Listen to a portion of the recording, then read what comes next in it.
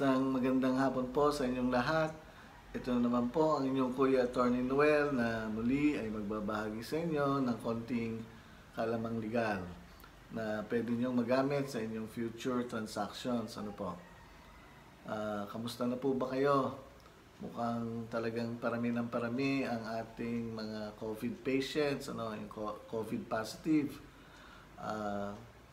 Parang nagsisimula siya sa mga factories, sa mga kumpanya na kasi may mga pumapasok ng mga kababayan natin ay mukhang doon malaki ang hawahan ng sakit. Ano po? So, sana ang mga kumpanya ay mag-observe ng talagang tinatawag na health protocols para hindi naman masyadong kumalat ang sakit na ito sa kanilang mga empleyado. So, ngayon, nasabi ko sa inyo last time na ang aking discussion ngayon ay tungkol din sa manahan. Pero ito naman ay ang pagtanggal ng mana sa mga tinatawag nating compulsory heirs. Ano po?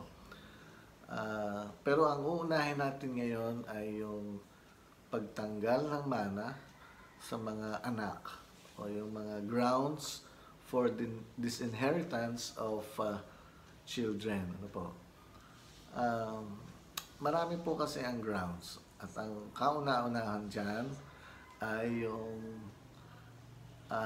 attempt on the life. Ito po yung tungkol sa mga anak, ha?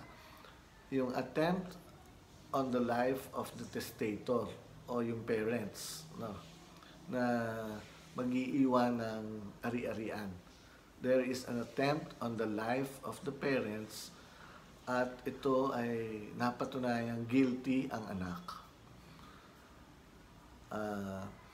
Napakasakit po niyan eh. Isang malaking sakit. Napakasakit niyan para sa atin. Kasi lalo na tayo, mga Pilipino, medyo close ang family ties natin pagkatapos magkakaroon ng attempt on the life of the parents. Ano po?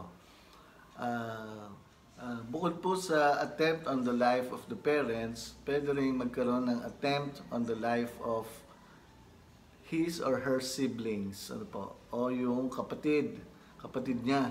Nagkaroon siya ng attempt on the life of her or his siblings. Kasi ang purpose ay para mawalan sila ng mana, mapapunta lahat sa kanya. So ito ay grounds din. Isa rin sa mga grounds ng disinheritance of a child. Ano? Bukod doon, pwede rin namang magkaroon ng attempt on the life of the grandparents. Yung parents ng kanyang mga magulang. Kapag napatunayan na mayroong attempt on the life of the grandparents, isa din yan ground for disinheritance of a child.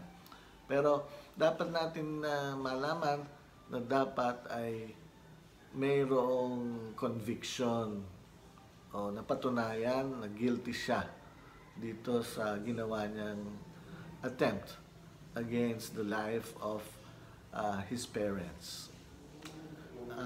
Pangalawa po, ano po ba ang second ground for disinheritance ng mga anak? Ang nakasaad dito sa article, by the way, this is article 919 of the Civil Code of the Philippines. Ano po? Article 919 of the Civil Code of the Philippines. Number 2 ay, ang nakalagay dyan ay kapag pinagbintangan naman ng anak ang kanyang mga magulang ng isang krimen na kung saan ang parusa ng pagkabilanggo ay mahigit sa 6 na taon at 1 buwan. Medyo mataas po yung penalty na yan. So, ibig sabihin, mataas din yung crime na nagawa. Pero pinagbintangan ng anak ang kanyang mga magulang, hindi naman totoo. So, that is a ground for disinheritance of a child. Ano po? Ano po ba ang pangatlo na ground for disinheritance ng isang anak? Ito, medyo komplikado rin ito. Halimbawa, yung testator o yung mag-iiwan ng ari-arian ay nag-asawa muli. Ngayon, ang nangyari, itong anak ay nagkaroon ng sexual relation sa napangasawa ng testator. And he's found guilty of adultery or concubinage. Ito po ay isang ground para matanggalan siya ng mana, itong anak, para matanggalan ng mana na nagkaroon ng cohabitation o ng sexual relation. Ngayon, pupunta po tayo sa pang-apat na ground for disinheritance. Ano po? Ito ay kapag ang anak by fraud, violence, threat, or intimidation ay inutusan ang kanyang mga parents o kung sino man ang natitira sa kanila na baguhin ang last will ng nagawa ng parent na ito.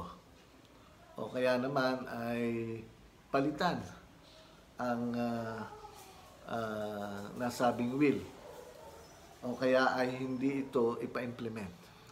Ang susunod pong ground for disinheritance ng mga anak ay kapag ang isang anak ay through fraud, pandaraya, through violence, through force, threat, and intimidation, ay pinilit niyang ipabago yung will ng parent niya o yung nagawa na ng parents niya, pinilit niyang baguhin ito, ipabago ito sa kanila at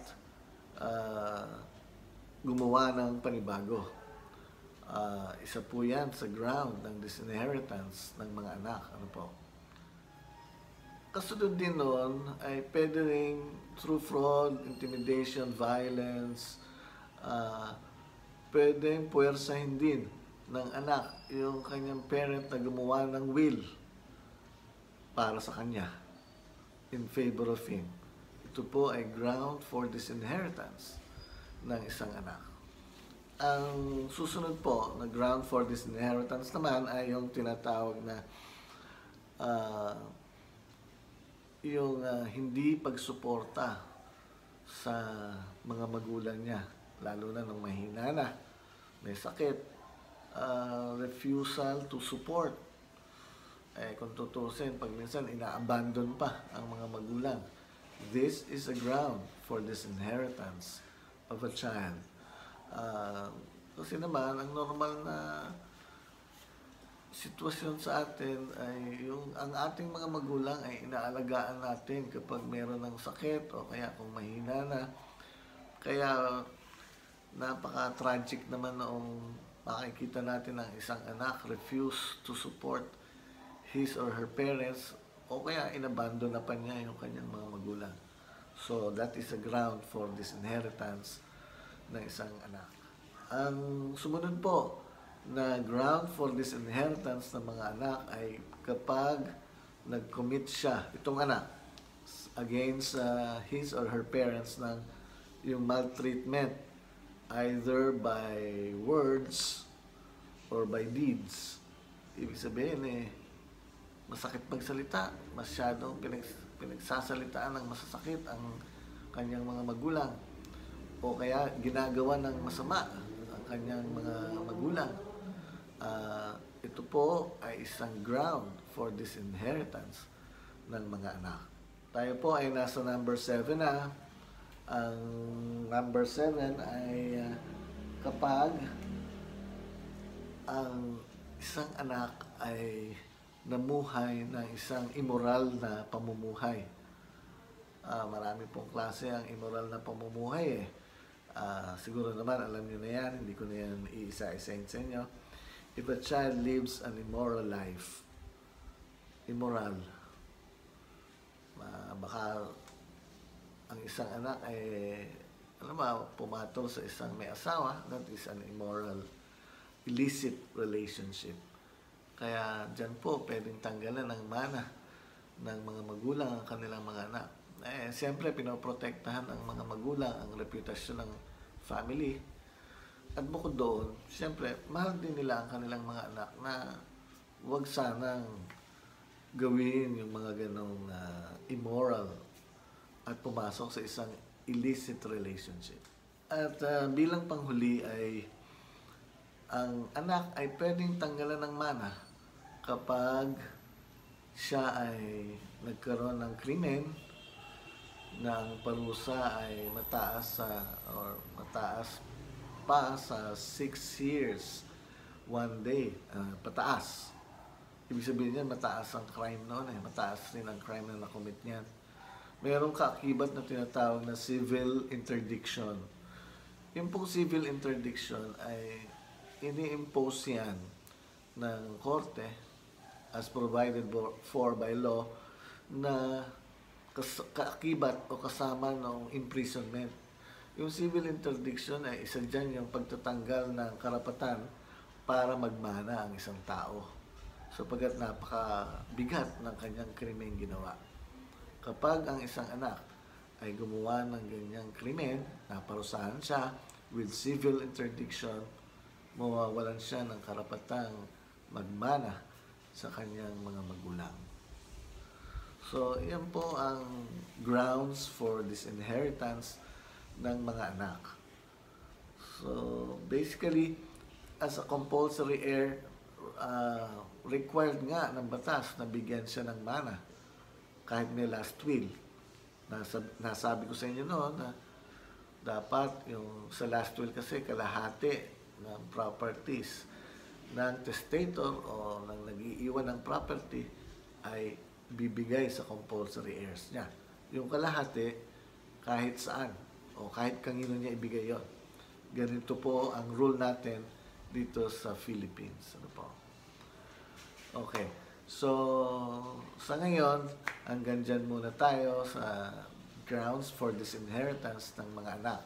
Sa susunod po ay ipapaliwanag naman natin yung grounds for disinheritance ng mga magulang. Pwede po ba yun?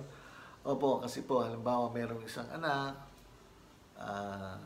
dalaga, o kaya binata, nagka-accumulate ng wealth, nagkaroon ng mga properties, ay hindi naman nakapag-asawa at walang anak. Pagkatapos ay namatay. Ang kanyang compulsory heir ay ang kanyang mga magulang. Subalit, compulsory heirs nga sila, pero kung sila ay nakagawa ng mga acts na pumapasok sa grounds for disinheritance of parents, pwede rin silang tanggalan ng mana kahit sila ay mga tinatawag nating compulsory heirs. So, mga kabayan, hanggang dito na lang po ang inyong Kuya Attorney Noel. Sana ay magkita-kita tayong muli. Huwag niyo pong kakalimutan na mag-subscribe doon sa aking channel para po masubaybayan niyo yung mga susunod ko pang vlog. So, hanggang dito na lamang. Maraming pong salamat at sana magkita-kita muli tayo sa susunod kong vlog.